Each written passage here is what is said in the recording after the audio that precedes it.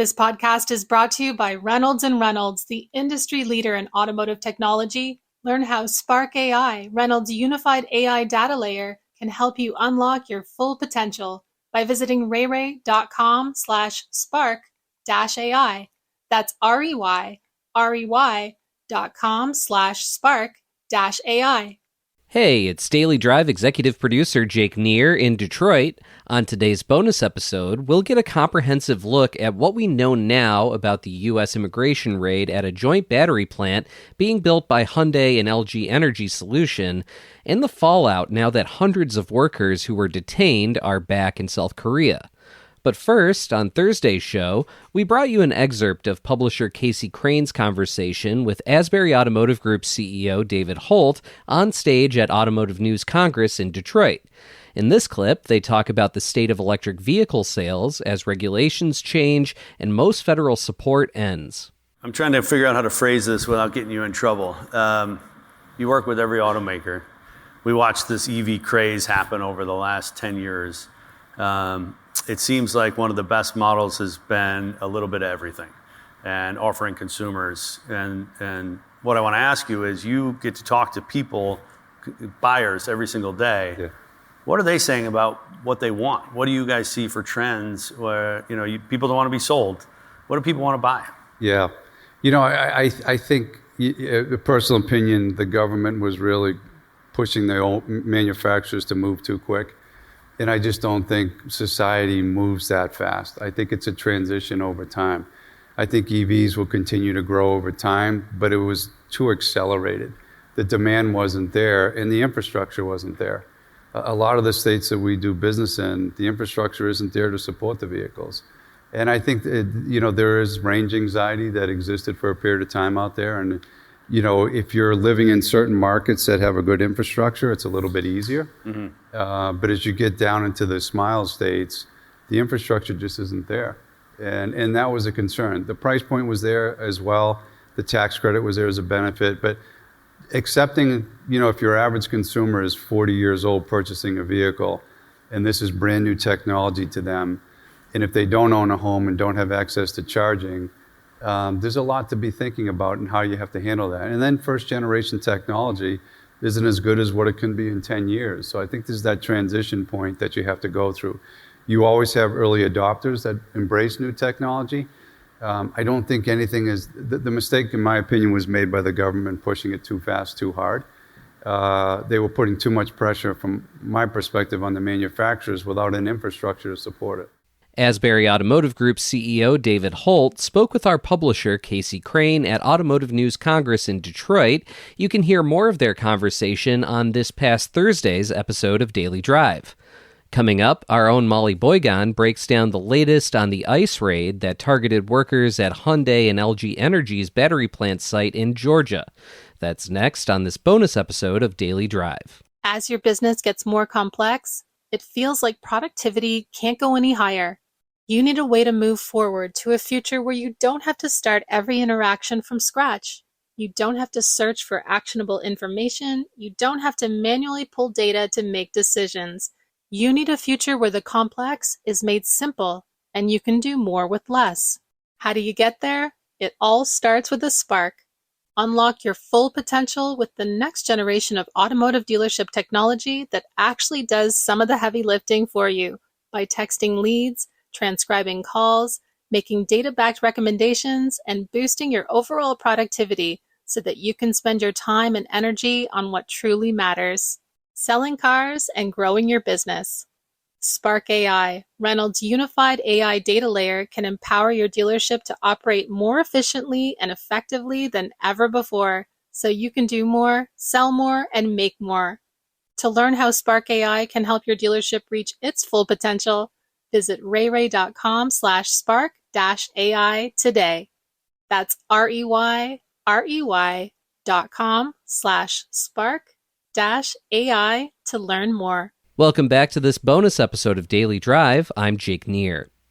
Automotive News tech and innovation reporter Molly Boigon has been spending many hours lately following updates about the recent U.S. immigration raid that saw hundreds of Hyundai and LG Energy Solution workers detained, then later released and returned to South Korea. Molly spoke with our own Rudy Shork about what we know at this point and what happens next. From your reporting so far, what's something most people still don't understand about this raid or its impact? The raid really highlights this very common but illegal practice of companies in the auto industry and in other tech manufacturing industries of using foreign labor, using B1 and visa waivers. And the reason why companies do this is because the U.S. has a fairly antiquated system of distributing visas and otherwise dealing with immigration. And this has just emerged as basically the fastest and easiest way to get specialized workers to plants to get things set up. The interesting thing going forward is whether or not companies plan to continue to rely on foreign labor to get factories up and running like the HLGA battery plant in Georgia, or whether they eventually expect to be able to use American workers to build, tool, and calibrate advanced tech manufacturing facilities. You've reported on how common it is for automakers to use foreign labor during plant construction. Do you think this changes the game for companies going forward? The Hyundai raid signals to companies in the auto industry and in other industries that there's a new way of doing business. And actually, Commerce Department Secretary Howard Lutnick said something to that effect on an Axios podcast a couple of weeks ago. While this was sort of standard practice, the Trump administration has obviously taken a harder line on immigration, and has demonstrated that it will crack down on practices that even had been subject to sort of handshake or informal agreements between governments.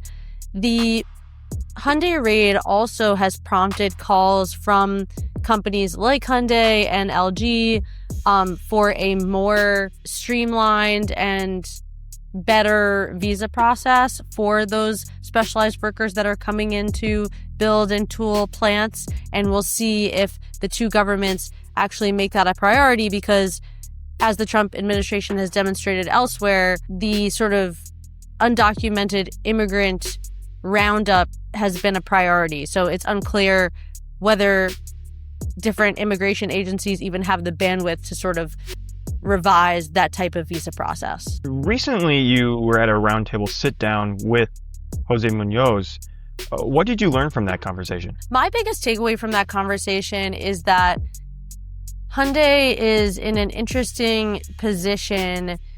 It continues to try and distance itself from the facility. So during the roundtable, Jose Munoz said this was an LG facility. The employees that were detained were Tier 2 and Tier 3 subcontractors for LG. That's partly true. While roughly 50 of the employees that were detained were direct employees of LG,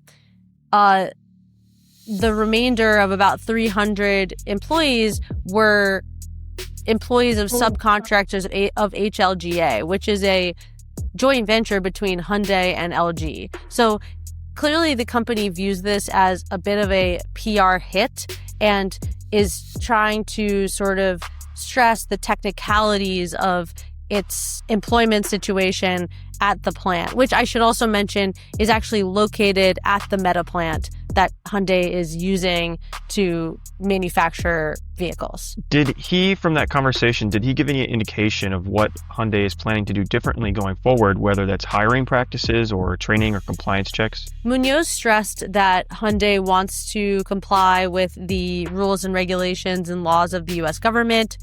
Munoz said that he had spoken to the White House. He had not spoken to Trump himself, but had spoken to someone in Trump's White House office about this issue.